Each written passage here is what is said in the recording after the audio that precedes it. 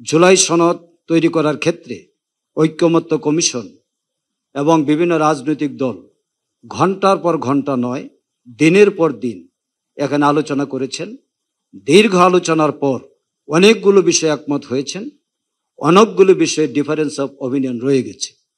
আমি মনে করি মতের পার্থক্য অনেক ক্ষেত্রে ঐক্যকে সুদৃঢ় করে, কারণ সুদৃঢ় শুধুমাত্র একমত হলে হয় না, সেখানে ভিন্ন মত ঐক্যকে সুদৃঢ় করার একটি উপাদান হিসেবে কাজ করে। সেই ক্ষেত্রে যেসব বিষয়ে ভিন্ন মত রয়েছে সেই মতকেও আমরা শ্রদ্ধা জানাব।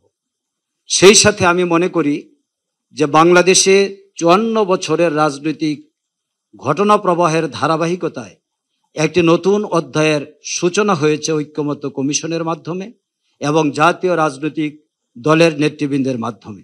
কারণ আমাদের বয়স খুব বেশি নয়, আমরা ছাত্রজীবন থেকে শুধুমাত্র রাজনীতিতে সংঘাত আর রাজনীতিতে না বসার দৃশ্যই দেখে এসেছি। ছাত্র জীবনেও দেখেছি এক দল আরেক দলের সাথে বসতে চায় না, জাতীয় রাজনীতিতেও দেখেছি এক দল আরেক দলের সাথে বসতে চায় না। এটা শুধুমাত্র তাদের মধ্যে সীমায়িত হয় নাই, জনগণের মধ্যেও এটা ছড়িয়ে পড়েছিল। কিন্তু আজকে আমি অত্যন্ত আই ফিল প্রাউড যে এই সনদ তৈরি করার ক্ষেত্রে দিনের পর দিন জাতীয় রাজনৈতিক দলসমূহ পাশাপাশি বসে আলোচনা করেছে। যারা আদর্শিকভাবে পরস্পরের প্রতি বিশ্বাস নেই তারাও একসাথে বসেছেন। সুতরাং সনদ তৈরির এই ধারা বাংলাদেশের রাজনৈতিক সংস্কৃতির পরিবর্তনের একটি শুভ সূচনা করবে ইনশাল্লাহ। এই জন্য এটিও একটি ঐতিহাসিক ঘটনা হিসেবে চিহ্নিত হয়ে থাকবে। আজকে বিস্তারিত আলোচনার কোনো অবকাশ নেই, কারণ আমরা অনেক পয়েন্টে একমত হয়েছি, অনেক পয়েন্টের নোট অফ ডিসিশন রয়েছে, সেগুলি জাতির সামনে উপস্থাপিত হয়ে গেছে। প্রতিদিন এখান থেকে বের হয়ে জাতীয় নেতৃবৃন্দ যে বক্তব্য রেখেছেন গোটা জাতি তা অবহিত। আগামী দিনে জাতি যার যে বক্তব্যের আলোকেই তাদের মত সামনে রেখেই তাদের রায় প্রদান করবেন।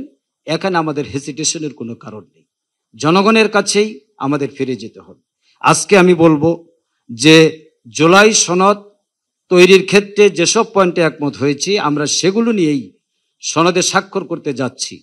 এই সনদ স্বাক্ষরের পর আইনি ভিত্তি দেওয়ার জন্য যে গণভোটের কথা বলা হয়েছে, আমার দলের স্পষ্ট বক্তব্য আমরা ইতিপূর্বে পেশ করেছি।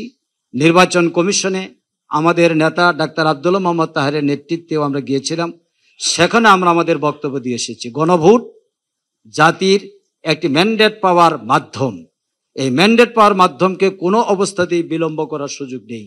আমাদের বক্তব্য হচ্ছে নভেম্বরের মধ্যে গণভোট আয়োজন করে জুলাই সনদকে আইনি ভিত্তি দিয়ে এর ভিত্তিতে পরবর্তী কার্যক্রম পরিচালনা করতে হবে। আমরা আশা করি জাতি সেই অপেক্ষায় আছে এবং সেই ঐতিহাসিক শুভ মুহূর্তে আমরা এখানে উপস্থিত হয়ে বক্তব্য রাখার সুযোগ পেয়ে আমি আপনাদের প্রতি দলের পক্ষ থেকে আন্তরিক কৃতজ্ঞতা জানাচ্ছি। আসসালামু আলাইকুম রহমতুল্লাহ।